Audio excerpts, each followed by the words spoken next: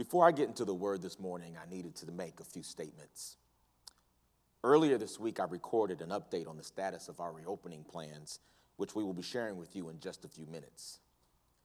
In that update, I also responded briefly to the George Floyd and Ahmaud Arbery killings. However, in light of how the unrest around their death has escalated nationally, I wanted to make a statement that more appropriately responds to the gravity of our current state of affairs.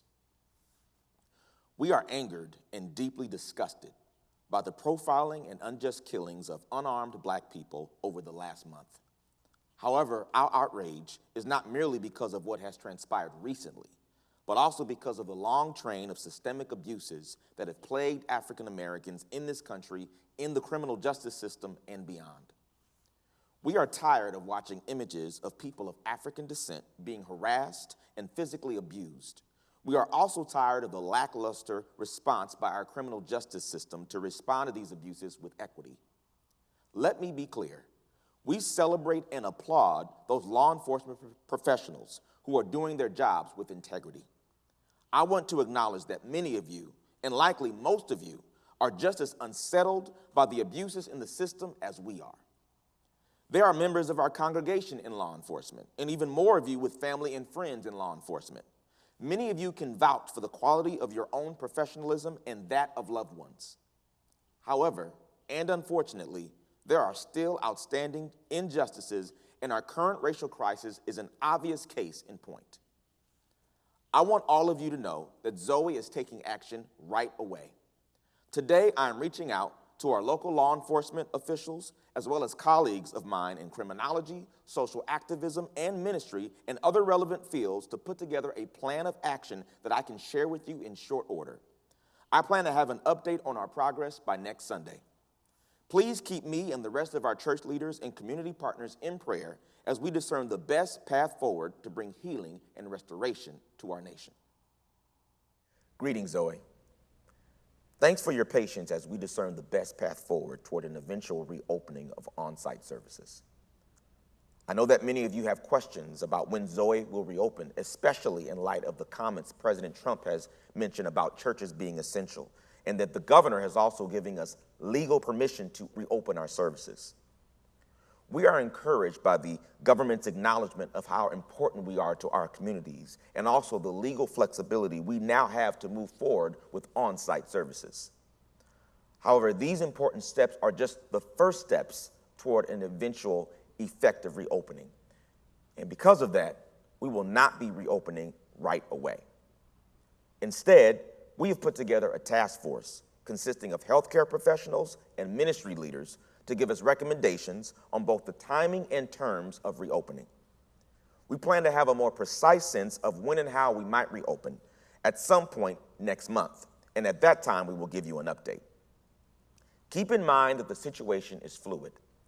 The current trend in the country to ease restrictions might be signaling a shorter than anticipated time of quarantine. However, there's also the chance that reopening right now could be premature. We'll definitely know more in the weeks to come. However, for those of you anxious to get back to the facility, remember that the church is still open. It's just the building that's closed. We are actually still as active as ever, reaching out to our local community. In fact, recently we gave a big virtual hug to some of our local first responders and educators by delivering gift cards and gift baskets to show how much we appreciate the sacrifices that they're making to keep our communities safe and cared for.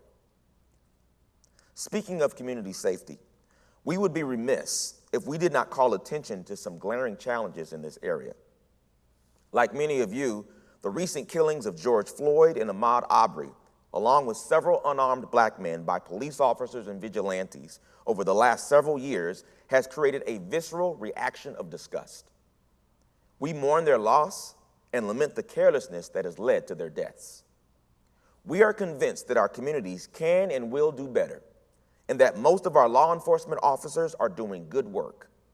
Unfortunately, the careless actions of a few cast a shadow on those who are doing their jobs with integrity. We have already begun to reach out to our first responders to show how much we appreciate them. We will continue to build on this relationship to foster partnerships that honor the human dignity of our local communities and our law enforcement officers. One way that you can show your support immediately is to sign up to be part of our Care Portal network, which turns you into a first responder. Once you join our network of Zoe responders, you will be updated on needs in our church and our local community to which you can respond both spiritually and materially. Just go to our website at zcf.org, click Care, and then click on our Care Portal tab.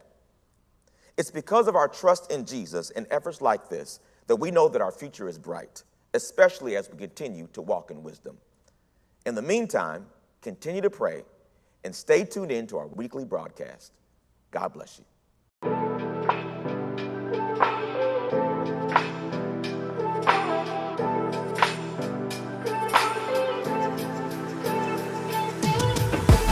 So we're out here next to the fire station down the street from our church, and we're excited to be a blessing to them because they've been a blessing to our communities. To stop the violence and for us to learn to get along and speak with our words and not with guns or fists. To put God first, because He is everything to me and to my family, for people just to live each day as though it's their last.